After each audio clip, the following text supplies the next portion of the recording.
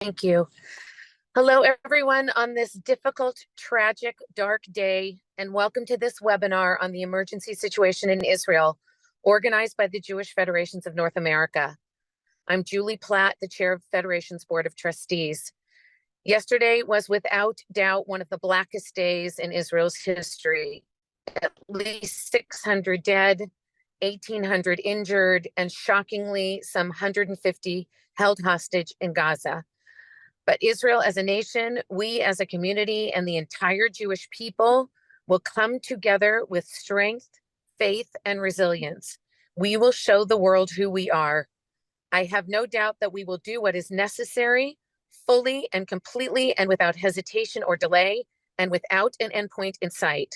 Let me call special attention to Jeff Schoenfeld of New York, the chair of our Israel and Overseas Committee, David Heller of Cleveland, National Campaign Chair, and Andy Hochberg, Chair of Public Affairs, each of whom is working very hard on appropriate plans for their areas and are also working together on our integrated communal response.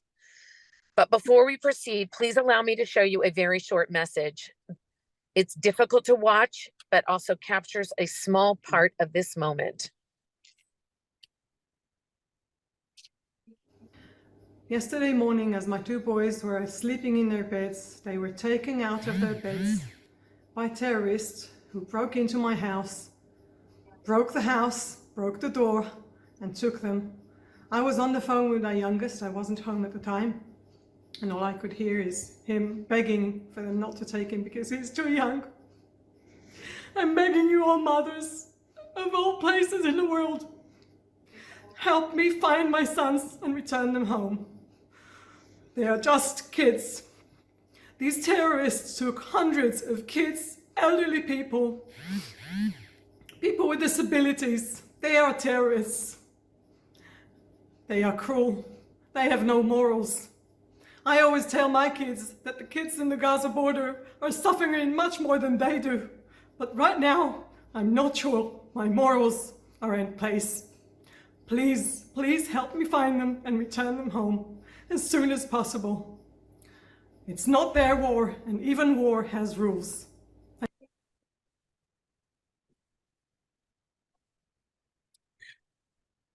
Let's now go to an update on what's happening and what we are doing and must organize ourselves to do. To do so, let me turn this over to our president and CEO, Eric Fingerhut. Eric. Thank you, Julie.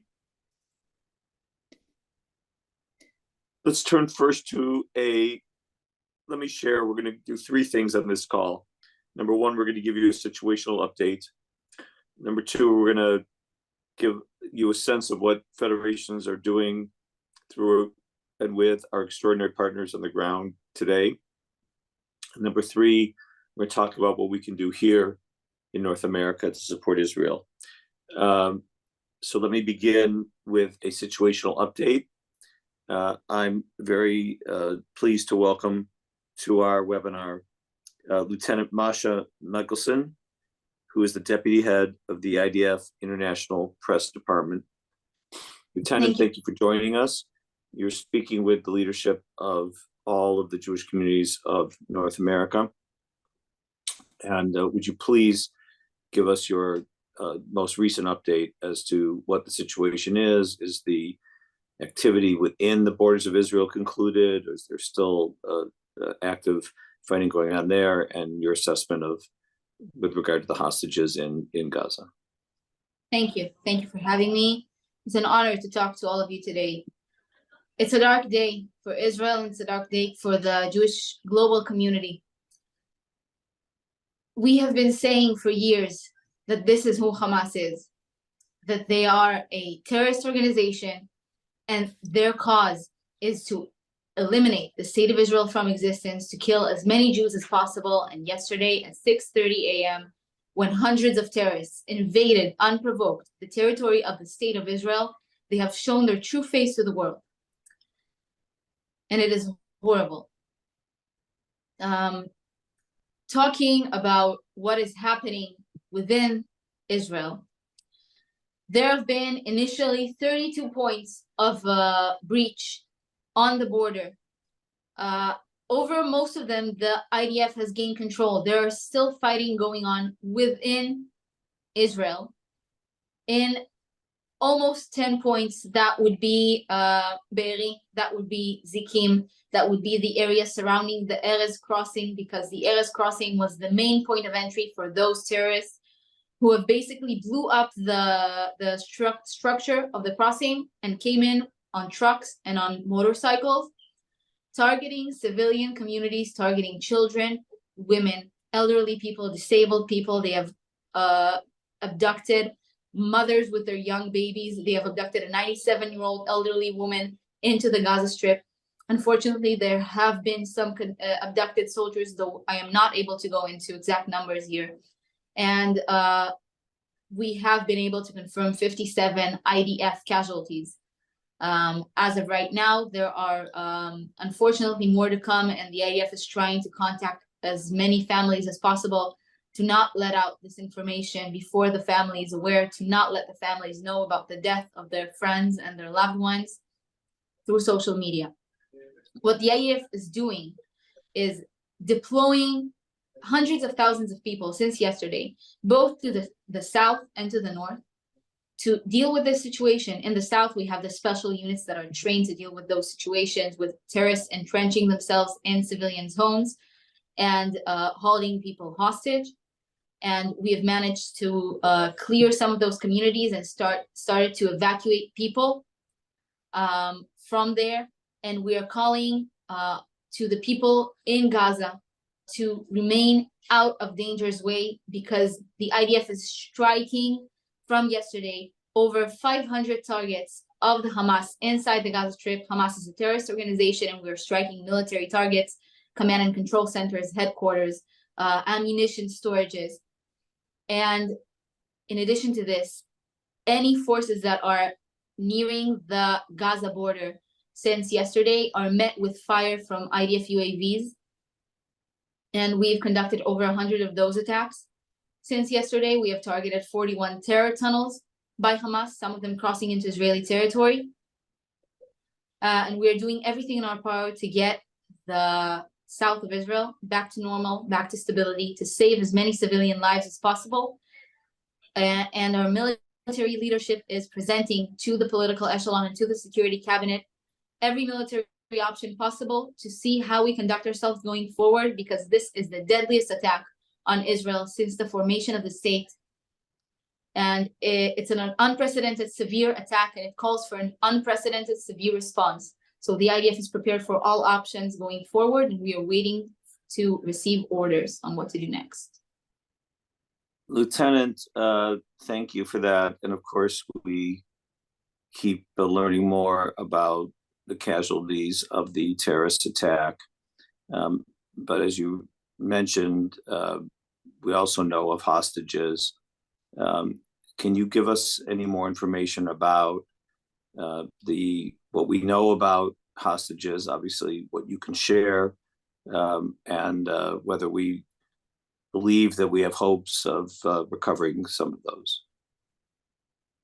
Unfortunately, I cannot go into numbers, because those are details that should be handled with a lot of responsibility, and we are waiting to finalize our data. And because there's fighting still going on, we don't want to put anything out that we're not 100% sure of. What I can say is that the state of Israel is known for holding sacred the value of human life. And I'm sure that as the political echelon weighs all options going forward, they are considering and putting into account the situation with the hostages inside the Gaza Strip to try and evacuate them. So I actually am in Tel Aviv right now, Lieutenant, and I've been here since the beginning of this, since the terrorist attack and the beginning of the response. And there's not been any rocket sirens today, though there were the last few days. Is rocket fire largely now contained? Can Iron Dome handle it? Or do we expect yet another recurrence of rocket fire? So it's complicated to say. First of all, the Iron Dome is holding up fairly nicely. It's keeping up its high percentage of successful interceptions. Though it's not airtight, and we've been saying that all along. There have been some rockets that got through, and yesterday there was a direct hit on a house in Ashkelon. And even when there is a successful interception, metal debris is falling from the sky, parts of the interceptor, parts of the rocket. And so it is crucial for people who are in Israel, your friends, your families, to comply with the instructions of the Home Front Command and stay in their shelters, in their safe rooms, until 10 minutes after the alarm sounded. There haven't been alarms today in Tel Aviv, where I am also, but there have been alarms as recently as the last 20 minutes. I've been talking to other people from Sderot, from the communities around the Gaza Strip, and there have been sirens. Plus, we know that Hamas is prone to shoot barrages of rockets at around 9 p.m. So we have about 2 hours to see where that takes us. And we know that Hamas is holding a large itinerary of rockets, and we're waiting to see how it uses them. Last question, Lieutenant, then we'll let you go back to your other responsibilities. The Prime Minister, in his remarks, said that he expects this to be a long and difficult war. Can you say what that means? I think when we look at Gaza in the last couple of years, the public was used to seeing rather contained conflicts that took no more than a week, and that were mediated, in which most of the Israeli population was out of harm's way. This isn't the situation. This isn't something that will be over in a day or two. This is something that we're in for the long haul. As I said, this unprecedented attack calls for an unprecedented response, and we will make Hamas pay for this grave mistake that they made when they decided to infiltrate Israeli territory yesterday. Thank you, Lieutenant Masha Michelson. Please give our love and caring to all of your colleagues in Tzahal, in the Israel Defense Forces. I will tell you that here, all around the world, but certainly is where I was praying when we said the Misha Berach prayer for the Tzahal, the prayer, the blessing for the safety of and success of our soldiers. I've never heard a prayer more fervently prayed and more clearly piercing the gates of heaven. So please be safe and convey to all of your colleagues how much we care about them. Thank you. We're now going to turn to our partners who are providing the support on the ground that our federations care so deeply about. Just remind us, and we all understand that you don't build a fire department when the house is on fire. You build a fire department and maintain it to be ready to respond. That's what we in the Jewish Federation system have always done. And with regard to the needs in Israel today, it's the result of our support year in, year out through core funding for partners who build the expertise to be able to spring into action. What we're seeing today is our fire department at work. Now, of course, we know there will be need for emergency funding, and I'll say more about that in a moment. But I want us to hear today about what is happening today because of the support and the work that we have all put in over the years. Our wonderful partners include, of course, the Jewish Agency for Israel, and we are really privileged to have with us the CEO of the Jewish Agency for Israel, our dear friend, my dear friend and colleague, Amira Aronovich. Amira, would you please share with us what the work is of the Jewish Agency today on the ground dealing with this terrible, terrible situation? So thank you, Eric and Julie. And first of all, thank you, JFNA, for setting up this session, but also to many, many hundreds of you friends on the screen, colleagues who have written to us in the last 48 hours to tell us how you're thinking about us. And I cannot tell you how meaningful it is to know that you are there in the United States, are with us, even from the far, on one of the darkest days of Israel's history. And I'll say at the Jewish Agency, we're a global organization that has huge work on the ground in Israel involving new immigrants that reside in dozens of our facilities all along the south part of Israel, as well as other populations, senior citizens in old age homes, along with work with the local municipalities and many populations, mostly ones at risk, so more vulnerable population. And so when this kind of a war happens, it impacts us on many levels. But I should say that what is clearly very different, as I'm sensing in the last 48 hours, is the personal level, in the sense that as a CEO of an organization that employs hundreds of people and many more hundreds through different subsidiaries and partners, I think it's the first time ever in my career that I find myself holding Excel sheets with many names of individual employees of ours and having to monitor their situation, the employees themselves, as well as their families. I can tell you already by now, men and women alike, we have employees, many of them who've been drafted to the army, either themselves, their spouses, their kids, who are serving right now there in Gaza. I should say also, like, personally myself, I have a daughter officer right there now. I can tell you many of them have already experienced losses on a first relative level. Workers who have lost sons and daughters, workers who have not been able to contact family members, workers who know about family members who have been kidnapped. And so the need to be able to provide assistance and carry out our mission and do the actual work on the ground, while knowing that all of our strength as an organization, this fire department that Eric so rightly mentions, is a critical condition, but only if you have the fire people with you. And it's all based on those workers, on their resilience, on their well-being. And I think what we're experiencing now is really something uncompared to any of previous unrest security rounds because of that. I can say that when we talk about the safety of the populations we're working with, we're talking both on the physical aspect, but as well as the mental.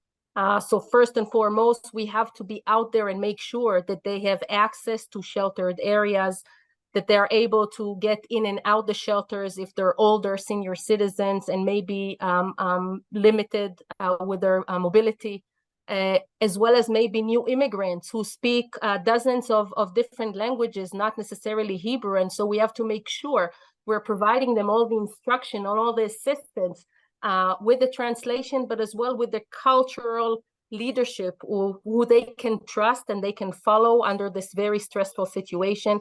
And again, I'm talking about thousands of beneficiaries of ours who are under risk in that kind of a situation. But as well as play a wider role. I think the Jewish Agency, being an infrastructure, a kind of a fire department, we've always been serving the state of Israel, the Israeli society, the government of Israel, on a much wider role when these kind of crises take place. And I can say last time in a similar scale may be only 2006 in the Lebanon war, not even with the level of casualties, but definitely with its complexity. And so we're already have reached out to all of the local municipalities, among them Sderot, Sha'ar HaNegev, and Shkol, and others, to help them see and assess what are their most pressing financial needs and assistance that they need, but mostly convey to them that we, the Jewish Agency, and through us, the Jewish people, are there with them to provide the services on the ground. So just two examples. We have been busy all day today to be able to take out over 1,000 people outside of the Sderot area and the Ashkelon area under fire, so they could go to some 4 or 5 days respite in other areas of Israel, which are more relaxed, and be able to experience a night with sleep, a night without kids crying or being terrified. And tomorrow our plans is to take a few hundreds more out. So these are the kinds of things we're doing, as well as accommodating the fact that there are no education systems in Israel. So what do you do with all the kids who are staying at home? How do you provide those families with some assistance to occupy the kids? Many of those don't have the means to do that. So the kind of work we do on the ground is really be attentive to the needs of the population, first and foremost, for the physical safety, and then their mental safety, which is where we operate our victim of terror funds, which I'm sure will be mentioned later on, but a way of ours to accompany the families and to be with them in the hospitals as they go back home. And again, the scale in this case is something that is really uncompared. We are talking about more than 2,000 immediate people who've been affected either by losses or by losing connection with their family members or people being wounded. So being able to just be there with those 2,000 families. Thank you, Amira, and please thank all your colleagues and send them our love, because we know that every single one of the employees of the Jewish Agency has family too, that is, as you do with your son who is fighting in Gaza. And we send him all of our love and hatzlacha and prayers. Our other core partner, of course, is the is JDC, the American Jewish Joint Distribution Committee, which has a significant operation in Israel. Dr. Sigal Shalach is the head of JDC in Israel. Sigal, can you share with us JDC's work in Israel today? Thank you, Eric, and thank you all the thousands of people who are online. Thank you very much for joining. First, I want to say that I sign every word Amir said about our employees. It's just a horrible, horrible, awful situation. We woke up yesterday. Actually, I live in the 40-kilometer zone. We woke up with a big boom and the siren came afterwards. And then the first woman killed was a neighbor of ours, who was a 69-year-old lady who was on the security team of the Moshav. She went to open a shelter, a public shelter, and she was killed from a bomb. And then we didn't have electricity for 4 hours, but we heard what's going on, and no one even could imagine, and it's still going on. And it's really unbelievable. There are no words to talk about what's happening. You know well from previous emergencies and wars that, like Eric said, if your teams are not on the ground before the war, it's very difficult to respond immediately. JDC has been developing programs with you over many, many years. We touch about 1 million people a day with all the programs that were developed. A lot of them are already handled by the different government ministries and municipalities. And while our mission is to actually bring relief and resilience, you know, for all ages, for Israel's most vulnerable populations, we are always focused on the periphery of Israel. And in this case, we're looking at the south, although I don't know if you heard, but they started to also evacuate citizens from some northern municipalities as well. And we're looking into that as well. We actually yesterday already, like Amira said, we immediately established a critical line of communication with our key government partners. We contacted all the director generals. They all answered in like 5 minutes, because I think, you know, when you offer help, you say, how can we help you? They answer immediately. Some of them, most of them don't know actually what they need right now, but there's a lot of confusion still going on. The picture is not clear.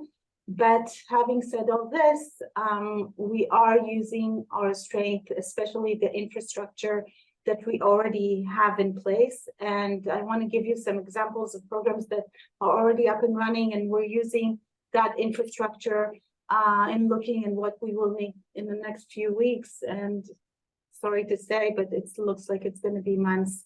So first of all, we're looking at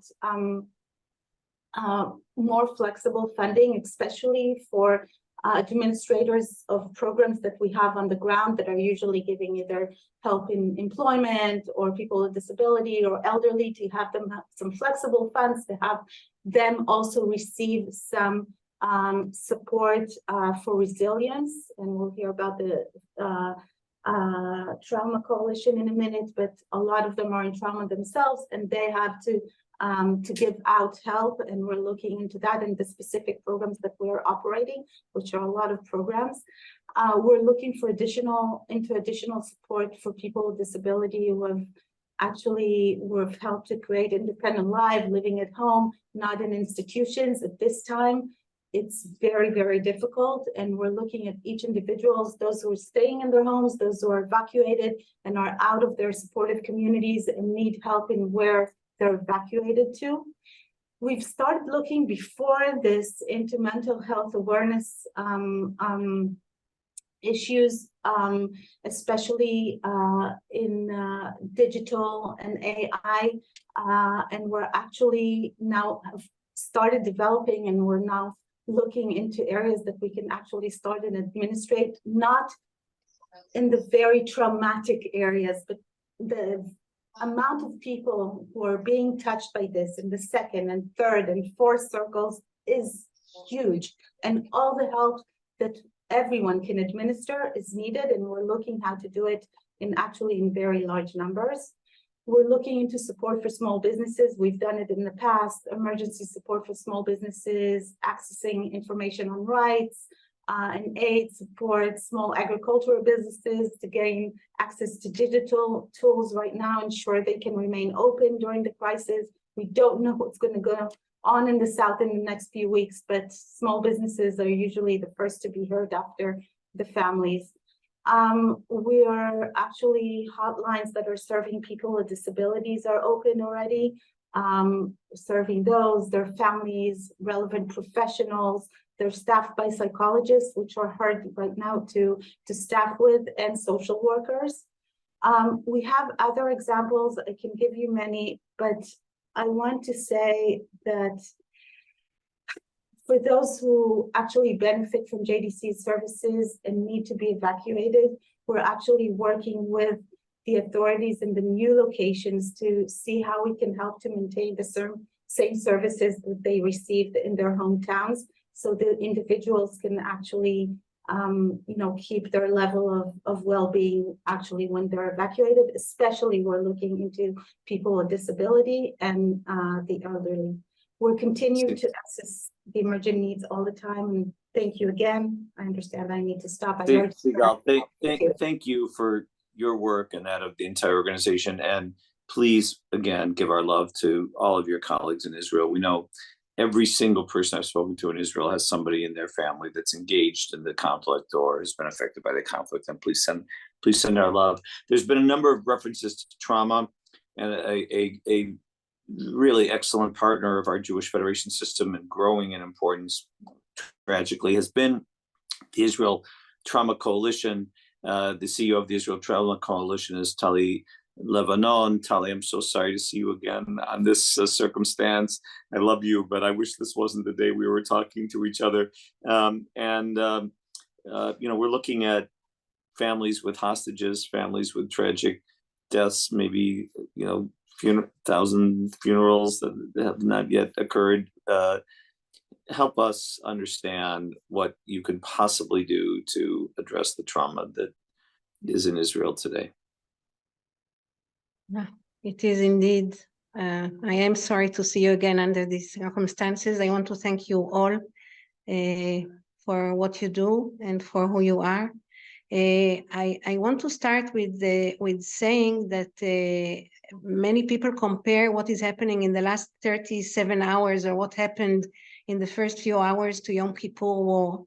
This is nothing like the Yom Kippur War. I was an officer in the Yom Kippur War. I was a casualty officer. The numbers and the content of what we are dealing with and the fact that it is on the civil society is so different. And the only thing that I think can be compared is the shock of it happening. And even this is very different. And this, of course, impacts each and every one of us, those who provide care and those who need care. In the last 37 hours, I'm sure you're following the news. The Israel Trauma Coalition is running 12 residence centers in the south of the country and in Judea and Samaria for the government. And in these places, In many of these places in the south, still citizens are not allowed to leave their shelters, or they need to be close to the shelters. And I don't know if you can imagine what it means to be with children in a shelter for 37 hours. In some cases, they are still not allowed out. We have just one story. One of our therapists is still in a cupboard in her shelter, not allowed to go out since yesterday. The families and the caregivers are sharing the same terrible reality. I will say also that in this situation, much is not yet done and much is not yet known. The numbers are growing all the time. Julie spoke about 600 killed. We know there are 650 that is disclosed already. There are 2,000 that are wounded, and the number is growing all the time. And we are looking at what the impact will be on communities in the south. Not all the people are from the south, but the numbers are growing, and it's going to be very difficult. We find ourselves dealing with issues that we've never dealt with before, certainly not in such big numbers. The issue of bereaved families, the issue of families of those who are missing and kidnapped, and of course, the 2,000 people that are wounded, some of which are severely wounded. In the resilience centers, many of the teams, like the citizens, are still not allowed to leave their homes. The first resilience center we're opening physically tomorrow will be Ashkelon, and that is also difficult because there are still rockets towards the area. The services are being provided from the therapists or the team's homes. And the services that are being provided now are mainly to answer calls and to treat people that are suffering from anxiety, and to work as much as we can with the local councils to see what the needs are at the moment and what the needs are going to be. Of course, we are preparing for the funerals and what the next days would bring. But the fact that there is little knowledge is also very difficult for everybody. People are sitting in their homes or in their shelters, listening to shooting that is either from the IDF or from the terrorists, listening to terrorists running in the street. This is like, it is unbelievable, and it's very difficult to comprehend that we are in this place. The number of people who are turning to the resilience centers is growing constantly, and as we know from previous escalations or war, there will be a tsunami of requests from the citizens towards the resilience centers. People will come out with their children to ask for help, and elderly and so on. We also know that we will need to help the teams, especially the emergency teams and the social workers who are working in the currently are working in the on the ground. As I am sure you know, that the emergency teams and the first responders in the south, especially in two of the local councils, were providing, were really fighting battles. They were wounded. Some of the teams were completely gone, like this officers of the policemen in Sderot that were on the morning shift yesterday, and this will also have a big impact on the entire organization. We will need to deal with that. We are having Zooms for parents and to help them cope with the anxiety of their own anxiety and the anxiety of the children. We're having Zooms to help service providers. We are training at the request of the Ministry of Social Services. We are training social workers to be able to provide tragic news. It is a protocol that needs to be done in a certain way, and unfortunately to provide deliver tragic news for 650 families is an immense task, and it's we're talking not only about the South. Many of the children or teenagers or people who came to the party in the South are not necessarily from the South. We're also providing care to people who are not necessarily from the South and are able to come to receive therapy either physically or through Zoom calls. There is a growing number of people who are suffering from anxiety. We are also working on the issue of evacuation. Amira mentioned it. There is a growing number of people who need to be evacuated from their cities, although in some cases they are evacuated under fire and they're evacuated in a very with the military, and they are spread throughout the country in many places, and we are sending social workers to work with them. And one of the social workers told me today that they came to work with the group, and they were just so quiet they couldn't even describe anything that they've been going through. It's very difficult for all of us. I will say, I see you nodding your head, so I understand I too need to stop. I will say that we are in for a very, very long process, which will have a very big impact on the Israeli society at large. But as the ITC, I will say that this will have a very big impact on our work. And we are really trying to raise our own courage and resilience, and it is not easy in these days. And thank you very much. Talia, thank you, and thank you again for all the people who work with you, and send them all of our love. And I'll just repeat that what you've just seen over the last 15, 20 minutes is our fire department at work. These are the organizations that we've been so proud to support and are already hard at work. Of course, as I mentioned at the beginning, there are going to be additional emergency needs. This is an extraordinary situation. Amira mentioned one example, the Victims of Terror Fund, which has historically been the first responder to families in need of help that we've been proud to support through the Jewish Agency. And it's going to be many, many, many times more victims than we've ever been prepared for before. And we will identify all of those needs for the Jewish Agency, JC, ITC, and others, and we will be communicating those needs to federations in very short order. I want to shift our focus for the remainder of this webinar, which will not continue much longer, to a second area that we have the ability to impact. The first, of course, is to help Israelis cope with what has happened in Israel, this unprecedented attack, and we will do that.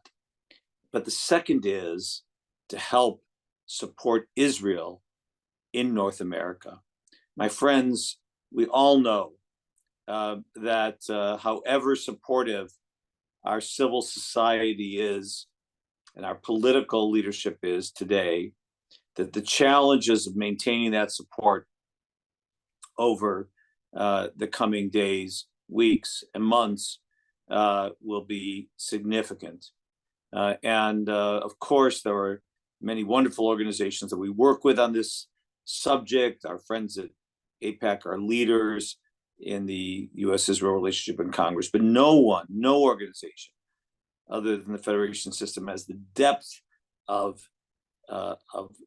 lay leadership and professional leadership and relationships in each and every one of the Jewish communities across North America to be able to make sure that the political and the business and the civic and the religious leadership understand what is happening and maintain their support even as our state of Israel responds as they must to this attack. To understand this a little bit better, I asked Dr. Jonathan Schachter to join us. Jonathan has worked with us for many years, a former advisor to Prime Minister Netanyahu in the Prime Minister's office. He's was a foreign policy advisor to the Prime Minister, was a fellow at the Hudson Institute in Washington, deeply knowledgeable about international affairs, defense policy, and certainly the events that are underway. Jonathan, I asked Lieutenant Michelson earlier in this webinar about the Prime Minister's comment that we're facing a long and difficult war. She understandably could not, on behalf of the government, respond in great detail. You're not in government today. Help us understand what we're talking about when the Prime Minister says a long and difficult war. Thank you, Eric. And thank you for inviting me to join you on this important call. I think right now, I think the security cabinet met today, the government met today, and they made a decision to declare war, which I think is important for legal reasons. It allows them to allocate resources and make decisions and move forward with what's going on. The prime minister said something yesterday, which I think was significant. He said, this is a war. He said, this isn't an operation. This isn't another round of fighting. This is a war. So this is, I think, sort of obviously very different from other things we've seen. I've also heard a lot of the comparisons to 1973, which I think are obvious because of some of the failures that will undoubtedly be discussed moving forward. But in many ways, it's also more reminiscent of 1948, because not since 1948 have you had the kind of impact on the civilian population that you're having right now. I think what's going to happen now is the government is going to have to decide what its goals are. And I don't know what those goals are going to be. Is it going to be the disarming of Hamas? Is it going to be the dismantling of Hamas? Is it going to be the complete takeover of Gaza and the readministration of Gaza? These are just three possibilities that I mentioned. And once that decision is made, so you have to decide what the outcome is going to be first, and then decide how you're going to go about doing it. And I think that in any of those three possibilities, you're talking about something that is going to be long. It's going to be very difficult. It's going to be very costly in all senses. In all senses of the word. And I think one thing that I'm sure you're seeing on the ground in Israel, most of the discussion about Israel over the last almost 10 months has been about the divisions in Israel and the difficulties internally in Israel. And in situations like this is an unprecedented situation, but this is a time when that gets pushed aside. Israelis come together to deal with the challenges that are at hand, and the time for division and debate and accountability will be later. So, Jonathan, I'm glad to hear that in Israel. I think I feel confident in saying that within the Jewish community, but I don't feel confident in saying that in the broader court of public opinion. And what I want to ask you finally is, if we're going to have a long and difficult war, I've had people who I respect say to me, this is unlike anything that we've seen in our adult lives. And since I'm one of probably the oldest people on this call, that goes back a long way, that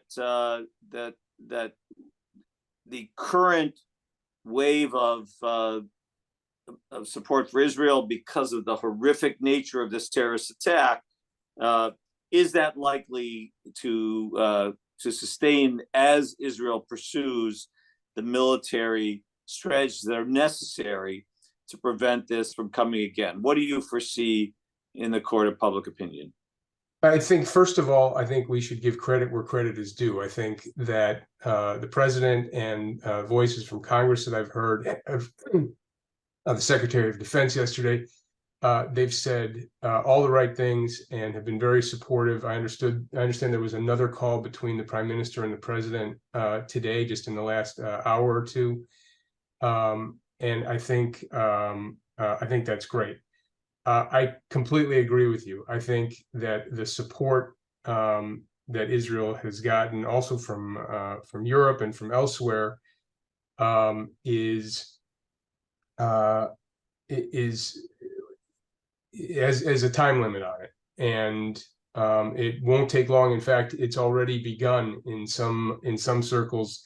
I saw a clip from I don't point fingers and name names. I saw a news clip from one of the major U.S. news networks yesterday, and they were talking about Israel's provocation of this coming they said this out loud. They said, was in the last month or the last year, or was it 50 years ago or 75 years ago? So the undermining, or the attempts to undermine Israel's legitimacy in carrying out this fight has already begun, and it will only intensify, as things go on, and as those costs that I mentioned a moment ago begin to rise. And so I think right now, one of the most important things we can do is, first of all, if people are saying the right things, acknowledge that, give them credit, thank them for that.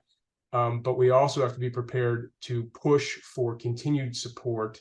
I'm talking about political and diplomatic support, among other things, in the days, weeks, and months ahead. And they need to hear from you. And the other piece of that, where I think we talk about this all the time, one of the arenas where these sorts of fights become the loudest and sometimes the most acrimonious is, of course, on campus. But I'll just remind everybody on the call that a lot of us know Hamas from, for example, the Second Intifada. Well, the Second Intifada ended 18 years ago, which means if you're a college freshman, you might not, you weren't even born during the Second Intifada. So there has to be an education piece to this to give our communities and our kids the tools they need in order to give Israel the support that it needs. Jonathan, thank you for joining us, and thank you for those insights. And I do want to share with all of our colleagues from across the Federation system that we will be. First of all, we're aware of so many of the efforts going on, the solidarity vigils that are occurring. Please, if you haven't sent us what you're doing locally, send it to us so we can elevate it. First of all, Israelis want to hear it; they need to know the support, and we want to make sure that our community understands the depth and the breadth of the support all across North America. I really want to, I can't emphasize enough, we know what's coming in the court of public opinion, as Jonathan has identified. So let's be out ahead of it. It's up to us to be in relationship, not only with our members of Congress, they are important, but with our local communities, with our business leaders, our civic leaders, the CEOs of the major companies, the chairs of the chambers of commerce and the business roundtables, and the bishops of the diocese, and the heads of the major religious organizations, and the mayor and the city council and the governors and the state legislators. We will work with all of you to help you do that. And we need to sustain that, not just be in communication today, but sustain those conversations over the coming weeks and months and years, if that's how long it takes for us to be able to address these issues. I do want to share that many of our federations have communicated with us, contacted and asked, how can we participate in solidarity events and missions? First of all, local events in your communities, which many of you are already doing. We're happy to help all those who would like help in planning such things, state level events as well. And we will indeed, we spoke to the government of Israel today, the Ministry of Foreign Affairs. We will, as soon as possible, begin solidarity fly-ins to Israel to show our love and support. Of course, that can only happen when it's safe to do so, when we're not in the way of security efforts, but when we can embrace and love those who've been affected by this. We will also be building the right opportunities for you as leaders of your communities to bring with you to Israel civic and business and political leaders to see firsthand for themselves what has happened here and why their continued ongoing long-term support for Israel as they respond to this terrorist attack is so necessary. So stay tuned, not only on the campaign side and on the funding side and on the love and connection and support side, but also as we build our communal response. I truly believe that when the history of this time is written and our response is assessed, that it will be both our support for our partners on the ground and others who need our support, and our support in North America, in our communities, at home, to ensure that Israel has the ability to respond and the time they need to address this significant terrorist and military conflict will be our proud legacy. Let's write that history together. We're here to work with you on that. Please share with us what you're doing. We'll share with you what others are doing, and we will work on this so carefully together. As has been noted by many, this terrorist attack occurred on the morning of Shabbat, and also in Israel, Shmini Atzeret, which of course is the 8th day of gathering after the completion of the 7 days of Sukkot. And in Israel is also Simchat Torah. In the diaspora, we celebrate 2 separate days. We celebrate Shmini Atzeret on Saturday and Sunday, and Sunday is Shmini Atzeret, is Simchat Torah, the celebration of the Torah, the completion of the reading, and the beginning of the reading. In Israel, it's on the single day of Shabbat. So it was the day of the completion of the reading of the Torah and the beginning of Bereshit, bara Elokim et hashamayim et haaretz. We read that Saturday morning. This Shabbat is Shabbat Bereshit. This Shabbat we read the entire portion of Bereshit, and we're all familiar with it. We sing the melodies. We know what happened on the first day when God created the world and the heavens and the earth and created light, and on the second day when He separated the skies from the land, and creation of the waters and the animals, and of course eventually human beings. And then we know that it was on the 7th day when the creation was complete by Yechulu Hashamayim va'aretz v'chol tzva'am v'chal Elokim b'yom hashvi'i v'yilachto asher asah. On the 7th day, God saw what was created and rested. My friends, as is true of this Shabbat Bereshit, we are on the first day. We're on the first day of the response to this terrible, unprecedented attack on the Jewish people, on the state of Israel. We have many, many days to go yet. Some say each day of the week of creation was a year. Some say it was a decade. Some say it was a century. Some say it was a millennium. We don't know, of course, but we have much work ahead of us. But when we do that work, and we will, and we come to the day of rest when we can look back on what we've done, I know that we will be able to say, "Vayivarach Elokim et Yom HaShvi'i vayikadesh oto," that our work was blessed and made holy. So join us together in the holy work of locking arms with our brothers and sisters in Israel, and all of our federation communities across the 146 Jewish federations in North America.